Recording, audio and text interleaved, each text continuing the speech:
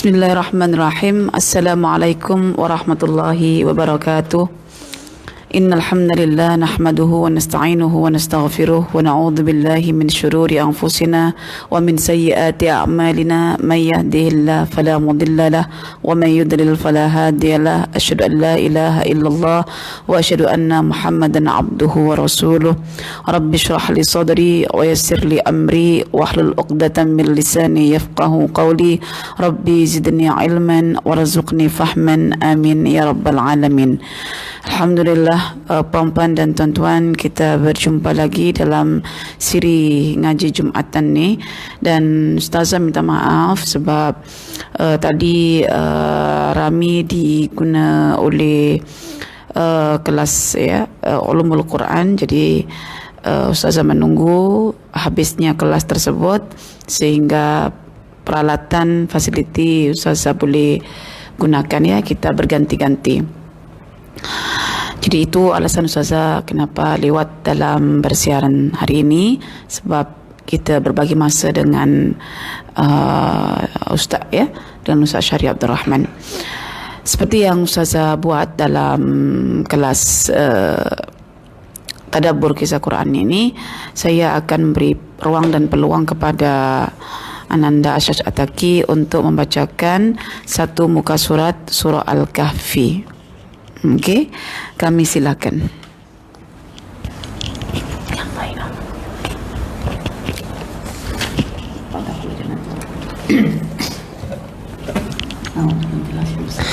A'udzu billahi minasy syaitan.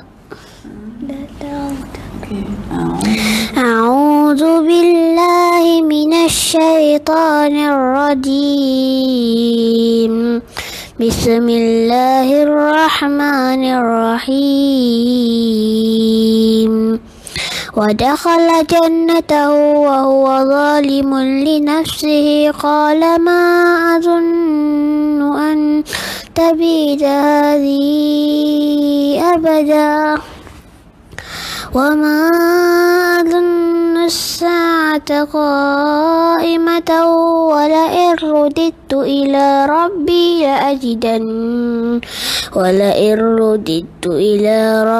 la ajidanna khairan minha munqalaba.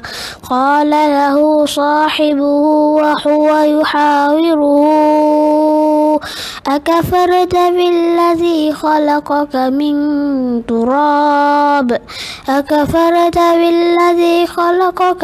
turab summa min nutfatin summa sawwaka rajula lakinnahu Allahu rabbi wa la usyriku bi rabbi ahada.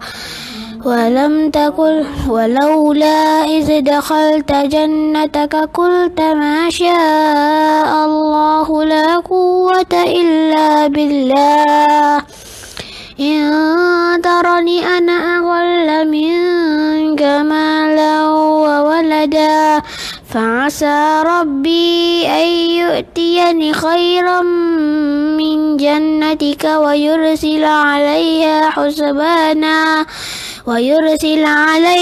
حسبانا من السماء فتصبح صعيدا زلقا أو يصبح ماؤها غورا فلن تستطيع معه طلبا وأحيط بثمره فأصبح يقلب كفيه على ما أنفق فيها وهي خاوية على عروشها ويقول يا ليتني لم أشرك بربي أحدا ولم تكن له فئة ينصرونه من دون الله وما كان منتصرا هنالك الولاية لله الحق هو خير ثوابا وخير عقبا واضرب لهم مثل الحياة الدنيا كماء إن أنزلناه من السماء فاختلط به نبات الأرض فاختلط به نبات الأرض فأصبح هشيما تذروه الرياح وكان الله على كل شيء مقتدرا. المن والبنون. صدق الله العظيم.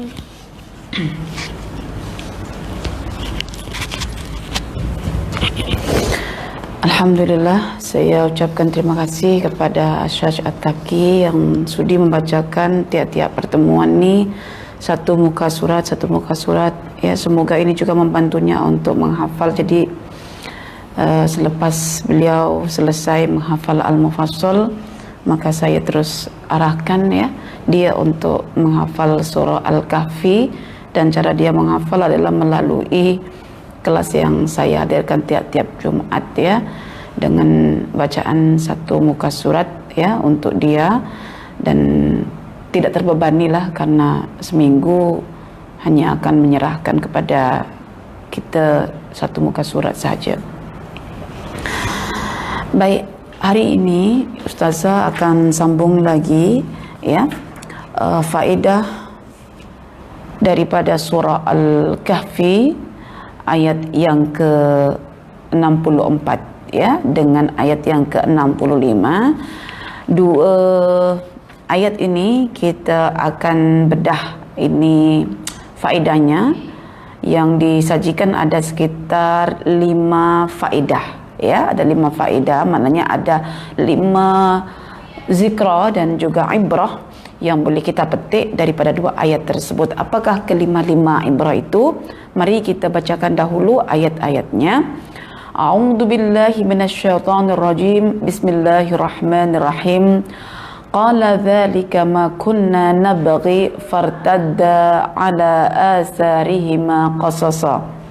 Fawajada 'abdan min 'ibadina atainahu rahmatan min 'indina wa 'allamnahu min ladunna 'ilma.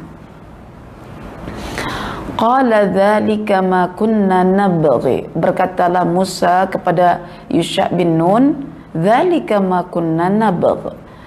Itulah tempat yang kita orang cari. Nah, fartadda, maka kedua-duanya pun kembali. Ala atharihima, dengan mengikuti bekas-bekas ya, qasasa secara ya, qasasa itu bekas atau jejak semula yang mereka boleh nampak tilasi ya, selepas mereka sudah tersesat setengah hari daripada tempat yang dituju itu. Okay. Fawajada abdan, kedua-dua sama ada Yusha dan Nabi Musa alaihissalam akhirnya berjumpa. Di mana itu? Di Majma' al-Bahrain ya. Kalau puan-puan dan tuan-tuan ikuti terus kelas Qasas Quran ini akan faham jalur perbincangannya. Fawajada, maka Musa dengan Yusha bin Nun mendapati abdan, seorang hamba, min ibadina, daripada hamba-hamba kami, yaitu hamba Allah, daripada hamba-hamba Allah, di Majma' al-Bahrain, di tempat bertemunya dua laut ya. Atainahu, yang mana hamba itu kami telah anugerahkan kepadanya rahmat, yaitu rahmat kasih sayang, min indina, daripada sisi kami, wa 'allamnahu, sekaligus kami juga telah mengajarkan kepada hamba kami itu, min ladunna, dari sisi kami, yaitu ilman, ilmu. Okey. Jadi 2 ayat ini menjelaskan makna begini. Selepas Musa penat, Musa minta dihadirkan makanan oleh pelayannya yang bernama Yusha bin Nun. Lalu Yusha bin Nun baru teringat selepas syaitan melupakannya, ingat bahawa ikan itu telah keluar dari tempatnya, meloncat ke laut dan mengambil jalan yang begitu aneh begitu. Maka Musa mendengar keterangan daripada pelayannya seperti itu. Musa segera merespon bahwa tempat ikan jatuh itu, yang dia lompat itu, itulah tempat yang kita tuju. Maka mari kita ikuti balik jejak langkah kaki kita untuk supaya kita menemukan tempat yang mula-mula kita singgah dan kita berlindung itu, yaitu dekat Majma' al-Bahrain. Kemudian ketika sudah sampai di tempat itu, ya rupanya betul Allah mempertemukan Musa dan juga Yusha bin Nun dengan seorang hamba Allah yang saleh. Hamba itu diberi Allah rahmat dari sisinya, juga diberi oleh Allah ilmu. Nah, itu keterangan mengenai dua ayat yang hendak kita bincangkan pada siang hari ini, ya. Okey, apa pelajaran yang boleh kita petik daripada dua ayat tersebut? Ya, pelajaran yang pertama adalah qafah itu boleh dijadikan sebagai qarinah atau bukti yang menyampaikan kepada maksud. Tak fahamlah Ustazah, apa qafah itu? Qafah itu adalah jejak-jejak kaki, yang mana jejak-jejak kaki itu boleh digunakan sebagai indikator, sebagai petunjuk untuk menyampaikan seseorang kepada maksud dan tujuan. Ya, itu namanya qafah. Jadi dahulu pada zaman Nabi ini sudah dikenali seorang pakar qafah, pakar jejak kaki. Jadi ceritanya macam ini. Satu ketika dulu Nabi Muhammad SAW ya hampir rasa sakit hatinya lah sebab anak angkat kesayangannya yaitu Zaid bin Haritha. Zaid bin Haritha ini mendapatkan tuduhan daripada penduduk di sekitar situ bahwa anak kepada Zaid bin Haritha yang bernama Usamah, yang mana Usamah dengan Zaid ini dua-duanya amat dikasihi Rasulullah, tapi berlakulah dakwaan-dakwaan untuk mereka bahwa mereka ini bukan ayah dan anak, disebabkan Usamah ini kulitnya hitam sedangkan Zaid ini kulitnya putih. Itu mengikut buku ini, ya. Jadi Usamah itu berkulit hitam sedangkan ayahnya berkulit putih. Jadi Zaid ini putih sedangkan Usamah itu hitam kulitnya. So melihat perbezaan antara dua anak dan ayah ini, macam orang tak nampak, itu Usamah bukan anaknya Zaid lah tu.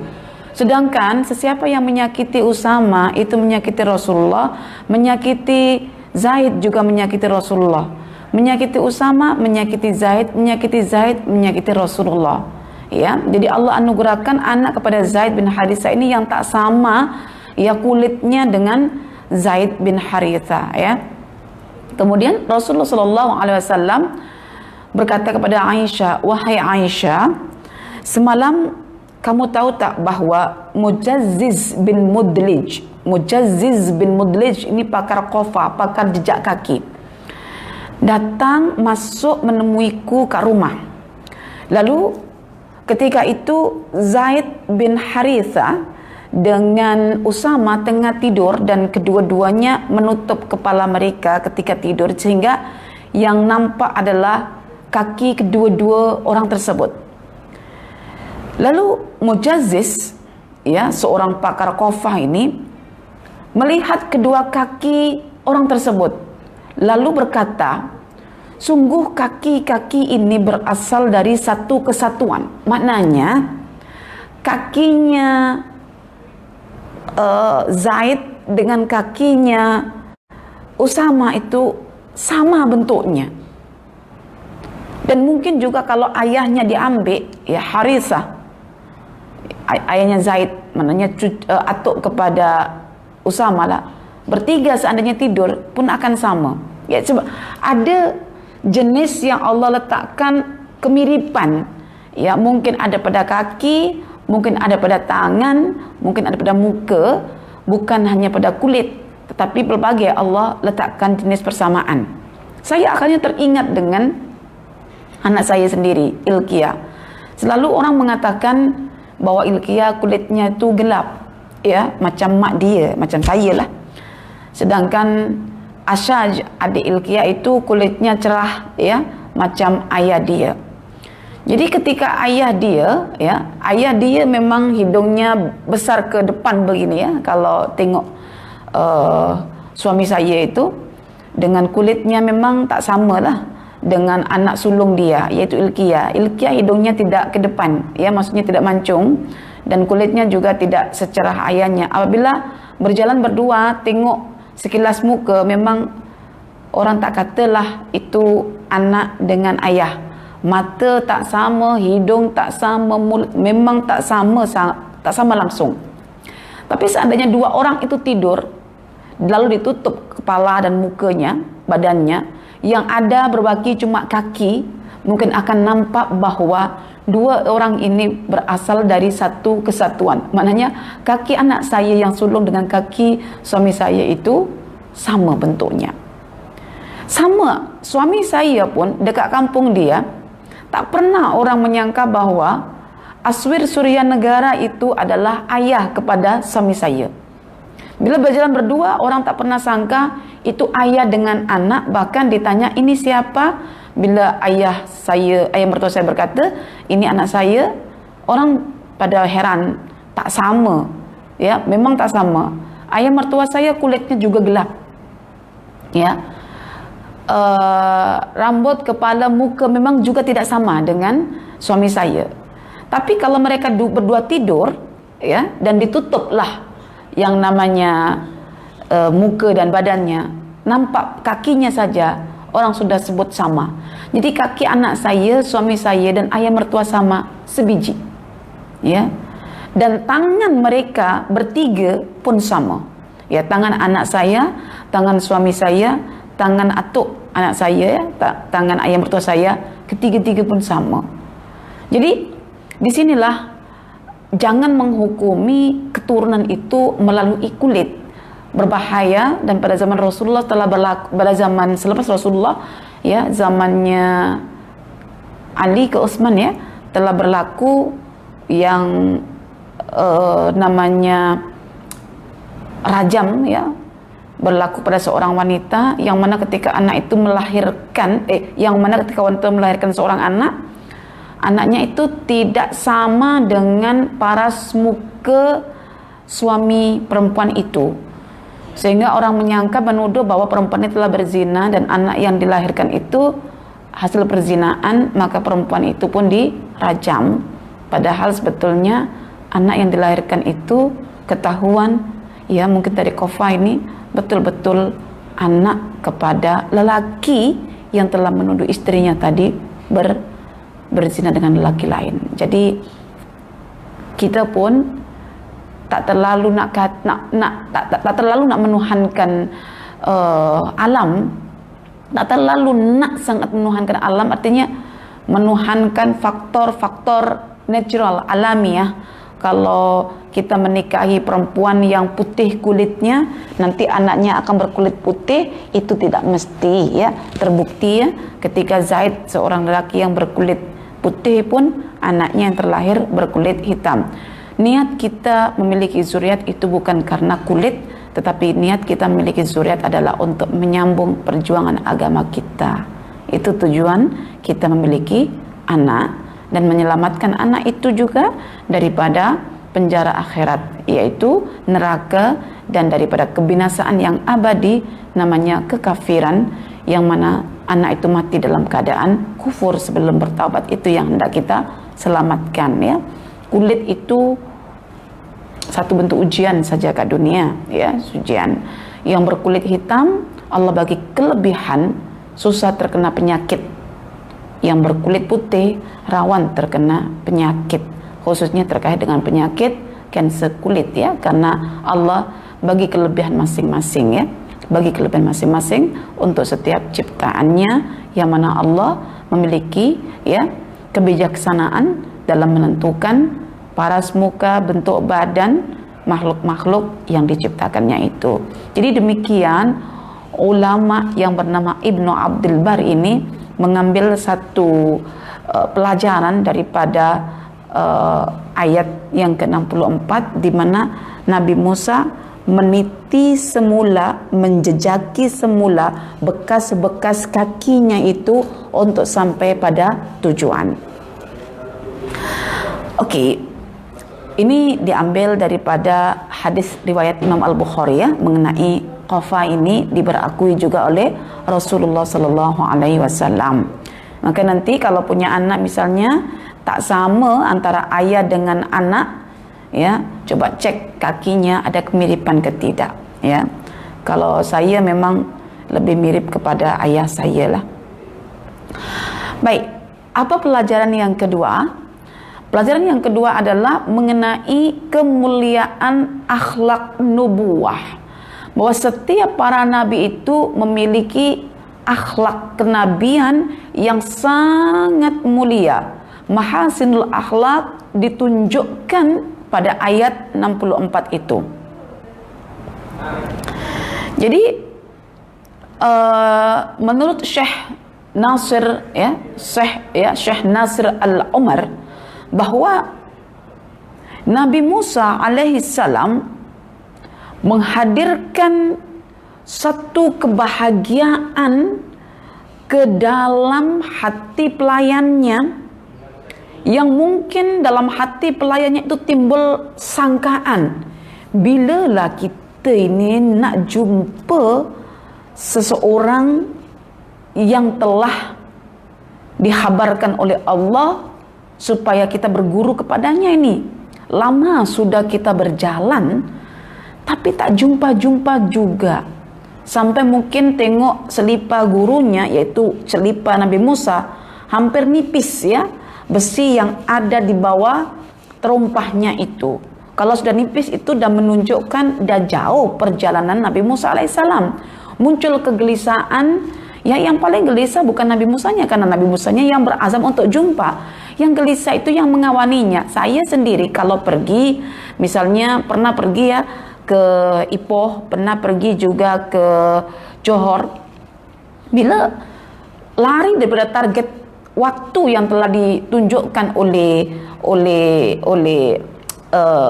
seseorang yang kita hendak bertamu kepadanya, ustazah kenapa lama sangat? Jangan-jangan itu dah tersilap, dah tersesat. Ustazah ambil jalur mana? Ditanya begitulah. Yang panik itu sebetulnya bukan kita yang berjalan, yaitu saya dan suami saya. Yang panik itu anak-anak yang mengiringi kami.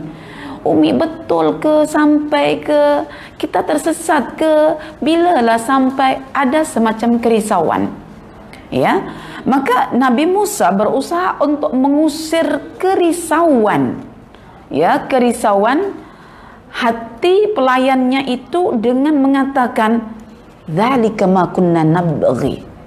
Itu dia tempat yang kita cari.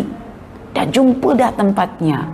Adalah rasa lega, ada rasa lapang begitu. Oh, dah jumpa ya. Jadi hilang rasa takut tersesatnya dan lapang ya hatinya tatkala tujuan itu telah berhampiran, apalagi mereka sudah mendapatkan kofa mereka, jejak-jejak langkah kaki mereka untuk follow saja kesan kaki mereka. Saya pun tak tahu bagaimana sebetulnya mereka boleh mengesan jejak kaki mereka. Adakah mereka berjalan itu jauh setengah hari itu masih di sekitaran pasir ya, sehingga boleh nampak dilihat bekasnya. Sebab kata asar itu adalah kaki yang apabila telah terletak pada tanah itu ataupun pasir itu, dia akan membuat bentuk, dan itu yang akan di follow, dan biasanya itu terkait dengan padang Sahara ya.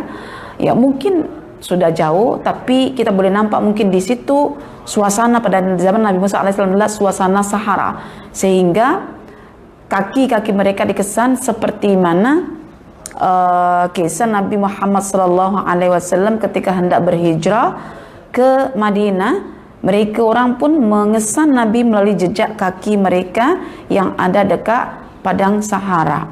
Ya mungkin itulah satu jawaban yang mendekati kebenaran, bahwa kawasan di situ adalah kawasan berpasir sehingga terompah ataupun selipar mereka meninggalkan bekasnya, dan mereka pun meniti semula ya jejak langkah kaki mereka yang sebelumnya itu. Jadi disinilah kita sebagai orang yang diikuti, kita berusaha untuk menciptakan ketenangan, kelapangan. Jangan sampai kita malah memunculkan satu perasaan takut bagi orang yang menyertai kita, kerana perasaan takut bagi orang yang menyertai kita boleh menghalang juga langkah kaki kita ke depan dengan memunculkan banyak bisikan dan lain sebagainya. maka kita menenangkan ya jiwa mereka dengan kenyataan-kenyataan yang kita mungkin dah hampir dekat dah dengan tujuan itu, sehingga yang ada ke lapangan, dah nak sampai ke? Ya, insya-Allah dah nak sampai. Begitu ya. Okey. Itu kemuliaan akhlak Nabi Musa alaihissalam mengambil kira suasana hati pelayannya yang bernama Yusha bin Nun. Okey, kemudian ayat yang ke-65 ya, mengenai perjumpaan Nabi Musa dan juga Yusha bin Nun dengan hamba Allah yang dimaksudkan di sini adalah Khadir alaihissalam,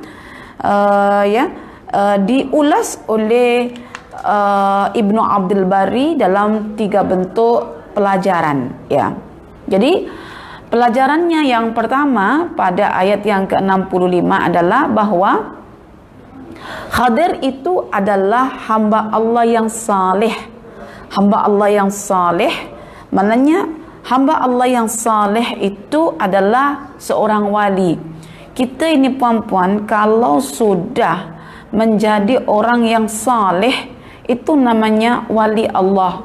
Saleh itu yang beriman dan yang bertakwa, dan disebutkan dalam Al-Quran memang siapakah wali-wali Allah itu, bahwa wali-wali Allah itu adalah mereka yang beriman dan yang bertakwa. Beriman itu kerana berilmu, dan bertakwa itu sebagai tuntutan daripada iman. Takwa yang pertama itu adalah mensucikan hatinya, dan takwa yang kedua adalah dengan menjalankan perintahnya disertai dengan meninggalkan segala bentuk larangannya. Ini siapa? Larangan Allah Subhanahu wa taala. Jadi kalau kita sudah berusaha untuk beriman dengan mencari ilmu yang sahih, lalu kita juga berusaha untuk beramal yang saleh dengan menjaga rizki yang kita makan hari-hari, maka itulah kita disebut sebagai golongan yang berusaha mewujudkan kewalian dalam diri sendiri. Okey, jadi wali itu mereka yang beriman dan yang bertakwa. Alladzina amanu wa kanu yattaqun, mereka yang beriman dan mereka yang bertakwa, yang berhati-hati, yang menjaga, melindungi diri daripada bahaya yang bernama azab kerana disebabkan oleh dosa, dan dosa disebabkan oleh maksiat, dan maksiat disebabkan oleh syahwat, dan syahwat disebabkan kerana kita mengikuti tanpa mengikatnya dengan akal yang telah Allah berikan. Syahwat itu disebabkan ya karena kita biarkan akal kita tidak menjalankan fungsinya dengan baik, benar dan tepat. Oke. Jadi di sini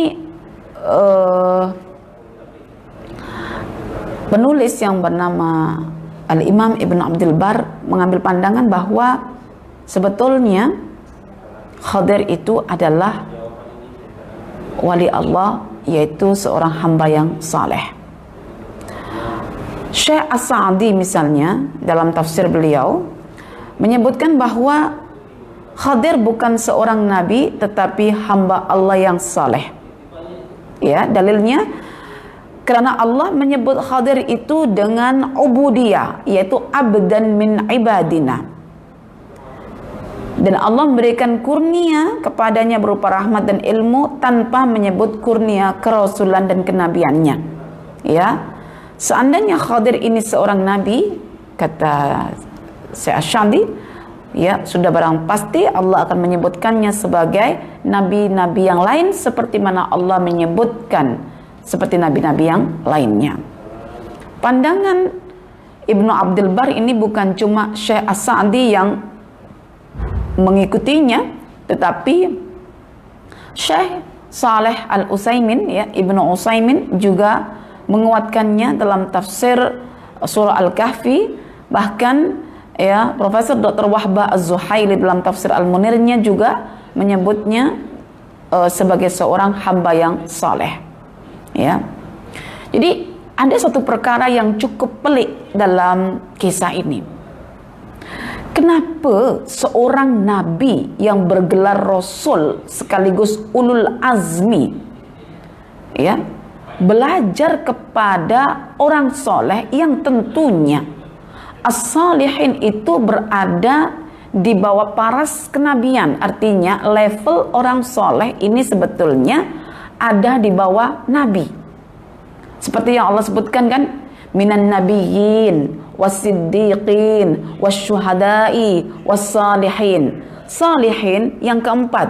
Sebelum salih syuhada, sebelum syuhada siddiq, sebelum siddiqin adalah nabiyyin. So nabi ini adalah peringkat alim yang pertama karena dialah yang menerima an-naba, yaitu pemberitaan direct daripada daripada Allah Subhanahu wa taala, sama ada melalui ilham ataupun melalui wahyu yang disampaikan oleh rasul utusannya yaitu Jibril alaihissalam.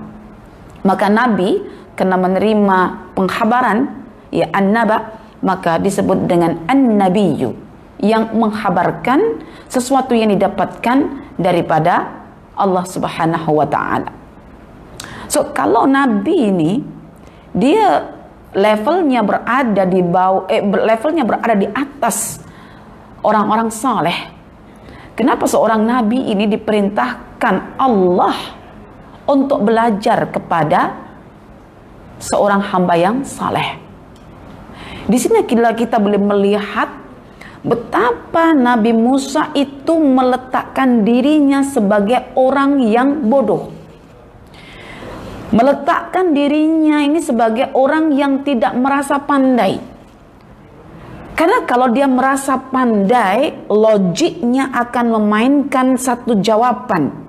Aku seorang nabi, aku seorang rasul, aku seorang pribadi terpilih daripada Bani Israel, dari sekian banyak Bani Israel. Dan Bani Israel itu adalah bangsa pilihan yang paling pandai. Tidak ada di dunia ini yang melebihi kepandaian Bani Israel. Hal itu telah disebutkan Allah sendiri dalam surah Ad-Dukhan, bahwa Bani Israel itu bangsa terpilih yang paling pandai. So ketika Nabi Musa itu bahagian daripada Bani Israel dan dipilih Allah sebagai seorang rasul, sebagai seorang nabi untuk Bani Israel, bermakna Nabi Musa lah orang yang terpandai dari sekian umatnya. Seorang yang terpandai diambil oleh Allah sebagai seorang nabi, lalu Allah perintahkan untuk belajar kepada rajulun saleh, seorang lelaki yang saleh, yang level kesolehan ini dalam Al-Quran level yang keempat selepas nabi, siddiqin, salihin. Kan ternyata Nabi Musa ini ketika berinteraksi dengan Tuhannya, dia meletakkan akal itu di bawah. Maksudnya meletakkan dirinya itu sebagai orang yang merasa bodoh. Ketika bodoh itulah dia perlu untuk mendengarkan Al-Alim, yaitu Allah Ta'ala. Lain dengan iblis. Iblis ini ketika sebagai umat sulung, ya, kan sebelum ada namanya umat manusia, ada namanya umat jin, ya.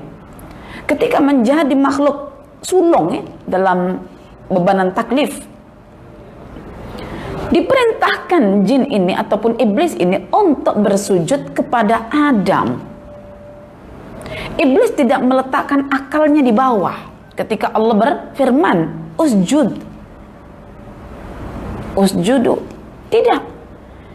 Dia memainkan logika dia mainkan logik berpikir dia. Aku kan lebih baik, aku yang terawal engkau ciptakan, aku pula dari bahan terpilih namanya api yang kau ciptakan. Lalu kenapa engkau suruh aku untuk sujud kepada Adam yang materialnya dari tanah? Lepas itu dia kemudian selepas engkau ciptakan, kenapa nih engkau suruh aku? Jadi iblis itu dia merasa pandai. Karena merasa pandai itulah dia tak mau menerima arahan. Oleh karena itu iblis terlaknat karena dia merasa pandai. Demikian juga kalau kita membaca Al-Quran, firman Allah, wahyu dari Allah, lalu kita sudah merasa pandai di hadapan Al-Quran, kita tak pernah meletakkan akal kita di bawah dahulu, maksudnya teori-teori yang ada dalam pikiran kita tanggalkan, ujungnya kita hanya mengkritisi Quran mengikut teori kita. Amat berbahaya kita itu sudah memiliki satu pandangan, ketika berdepan dengan Quran, pandangan tidak kita letakkan dekat bawah, tapi kita letakkan di atas melebihi Al-Quran. Sehingga kita baca Quran hanya untuk justify kita punya teori ataupun pandangan. Padahal sebetulnya ketika kita baca Quran itu posisi kita adalah seperti Nabi Musa alaihissalam, merasa bodoh, merasa tak tahu, sehingga kalau Quran cakap sekian-sekian, teori kita tanggalkan. Saya cukup terharu, bahagia, sedih yang bahagia ketika ada beberapa jamaah yang mendengarkan kelas saya, khususnya kelas ketika waktu malam, yaitu Al-Amsal fil Quran, mengatakan bahwa seandainya saya tidak mendengar ulasan surah Al-Baqarah ayat 275, mungkin saya akan tetap memuaskan syahwat dan subhat saya terkait dengan dunia ini. Bila membaca komen seperti itu, saya katakan, Masya Allah, Al-Quran telah menyelah-nyelahi ya, lapisan hati, sehingga berazam ya, untuk meninggalkan praktis-praktis riba yang hanya akan membuat keadaannya stres, tertekan, histeri, dan setan masuk melalui jalur stresnya itu sehingga berlaku kegilaan. Dan ketika dibangkitkan pada hari kiamat, Allah hanya membangkitkan manusia pada hari kiamat mengikut jenis amal yang dia biasakan ketika hidup di dunia. Kita semua ini sebetulnya tengah membentuk tata cara kita bangkit melalui amal yang kita buat tiap-tiap hari yang kita tekuni. Ya, Rashid Ridha mengatakan bahwa setiap manusia ini akan dibangkitkan mengikut kebiasaan dia hidup di dunia dengan apa dia menekuni kehidupannya itu. Dengan praktis riba, dia akan dibangkitkan seperti mana orang yang terkena penyakit sawan dan penyakit gila. Penyakit sawan ini penyakit yang susah terkontrol, jatuh bangun, bahkan bukan bangunnya itu sempurna, hendak bangun dia akan jatuh sehingga hidupnya yang berpusing-pusing dekat bawah. Demikian Allah membangkitkan orang yang suka makan riba, ketika dibangkitkan dia jalan seperti itu menderitanya.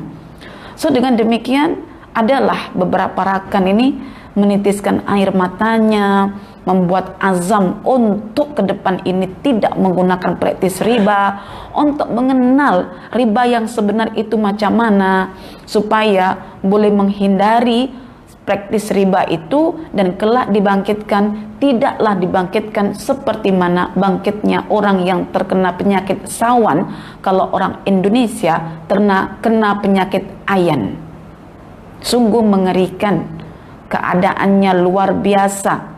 Ya, satu fenomena gambaran, mulut terbuka, tak pernah kenyang, tak pernah puas, badan tak tentu arah. Demikianlah orang kalau dibuat mencintai syahwat, tak fikir apa yang nak dibuat, yang penting tujuan tercapai, hidup selesa dengan melimpahnya harta benda.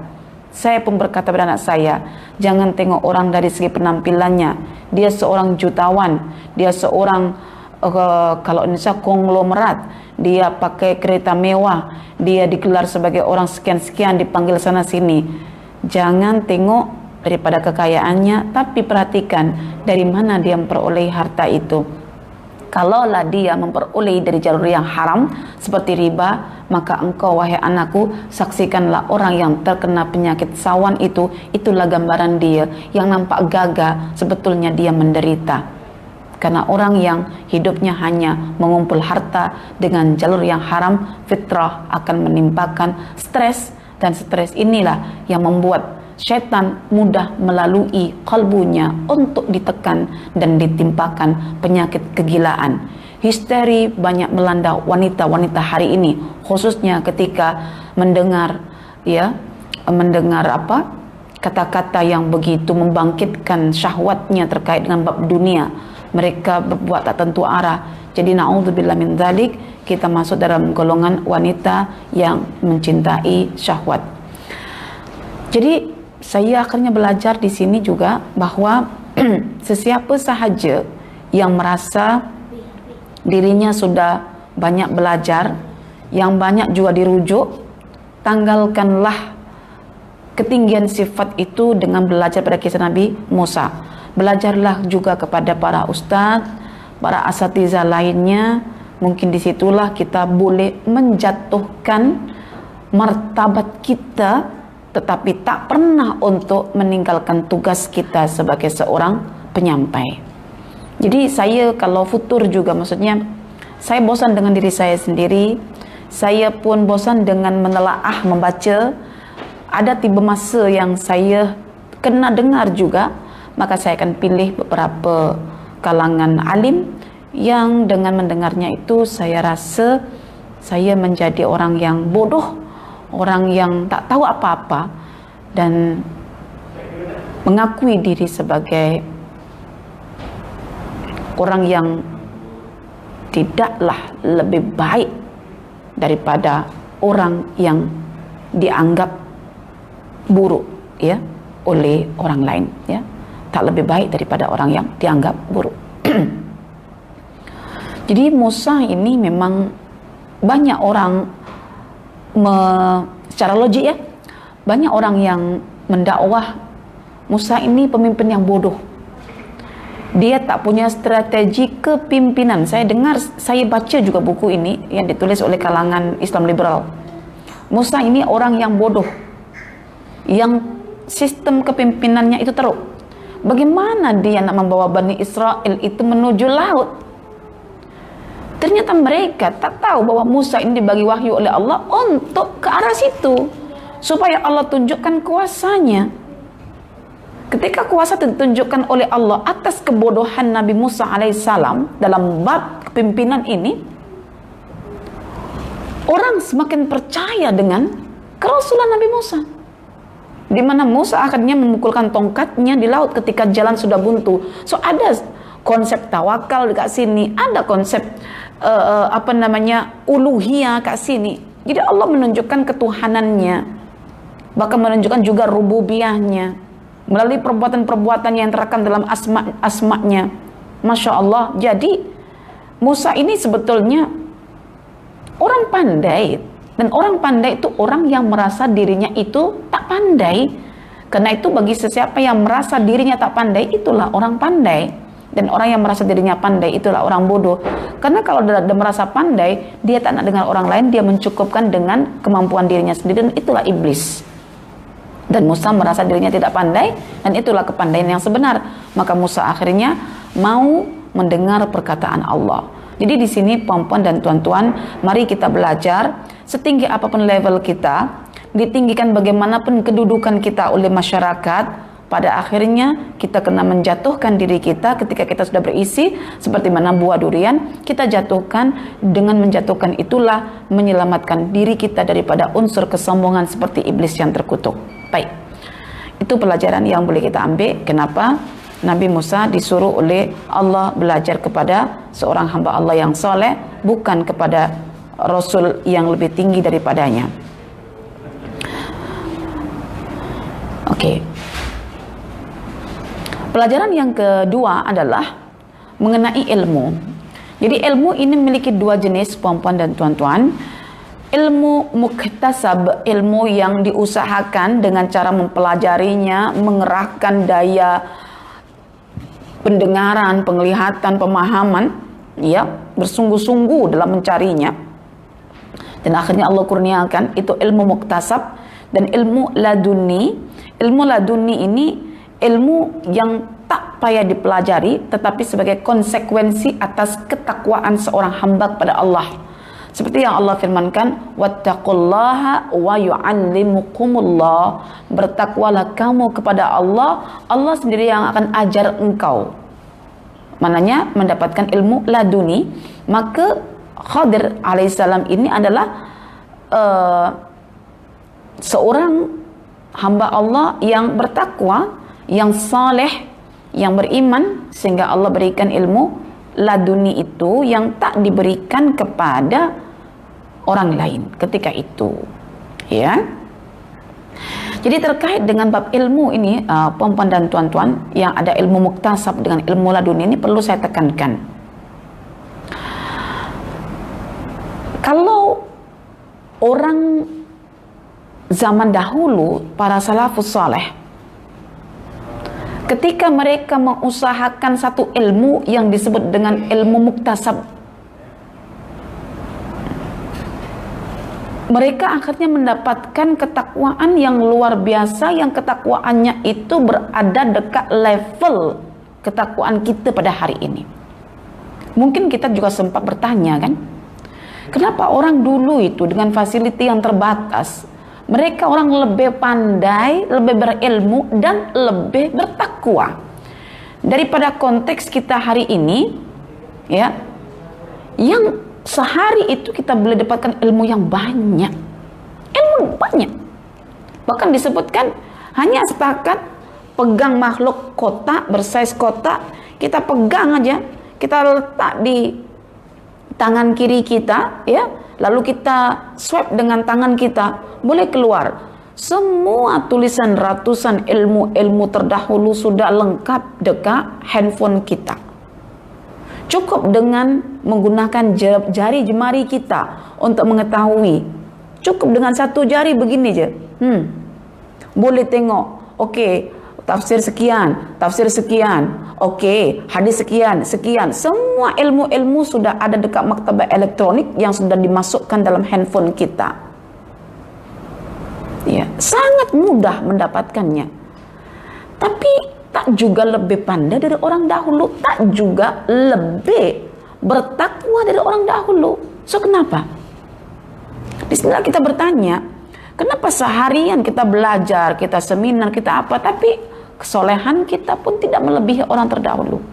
Ternyata dengan belajar kisah Musa ini akhirnya kita tahu bahwa kita belajar tentang ilmu itu bukan untuk mendapatkan kuantiti ilmu itu, tetapi untuk mendapatkan keberkatan ilmu. Dan keberkatan ilmu itu hanya dapat diperolehi dengan usaha, ya, perjuangan, pengorbanan, ya, ketekunan, kebersungguh-sungguhan, kepenatan, kelelahan, kepayahan. Itu baru ada namanya ilmu. Itu baru ada namanya takwa. Yang selalu Allah gandengkan, wattaqullaha wa'lamu. Bertakwalah kamu kepada Allah dengan cara mencari ilmu. Kita dah cari ilmu, tapi tak takwa-takwa juga. Nah, rupa-rupanya ada sesuatu yang berbeza antara kita hari ini dengan orang dahulu, atau kita hari ini dengan Musa alaihissalam. Kita hari ini mencari ilmu dalam keadaan selesa sangat, mudah sangat. Bayangkan, ya, saya ingat kata seorang ustaz, ya, dalam Yufid, ya, bayangkan Jabir kena berjalan kaki selama sebulan untuk mendapatkan satu hadis daripada Abdullah. Masruq, murid kepada Aisyah, sanggup untuk berjalan sebulan ke Irak untuk mendapatkan satu tafsiran tentang satu lafaz dalam Quran. Kita kadang 1,5 jam, ya, boleh saya huraikan 3-4 alfaz Qur'aniyah. Dia nak cari satu lafaz, kena pergi dari Madinah ke Irak. Sampai Irak, syekhnya sudah pindah ke Syam, kejar lagi ke Syam. Jadi susahnya mencari ilmu ini membuat ilmu itu diberkati oleh Allah, dan mereka merasa sudah susah, kenapa tidak diamalkan? Ketika sudah mengamalkan karena melihat begitu susahnya mencari ilmu, amal itu yang dikatakan dengan amal saleh, dan amal saleh atas dasar ilmu yang sahih itu namanya takwa. Jadi takwa mereka lebih tinggi karena effort mereka lebih tinggi. Takwa kita hari ini lebih rendah karena kita tak pernah mau meninggalkan negeri kita, merentas, menghabiskan bekalan. Nampak elok ungkapan ini, Ustadz, alhamdulillah Ustadz. Biasanya saya ke Bangi mungkin habis dalam 700, 800, 900, nah sewa hotelnya ini semuanya. Tapi sekarang semenjak online, bolehlah 1000 dapat 10 seminar. Oke, nampak bahasa itu masuk akal. Tetapi sebetulnya ketahuilah, di situ hilang satu keberkatan.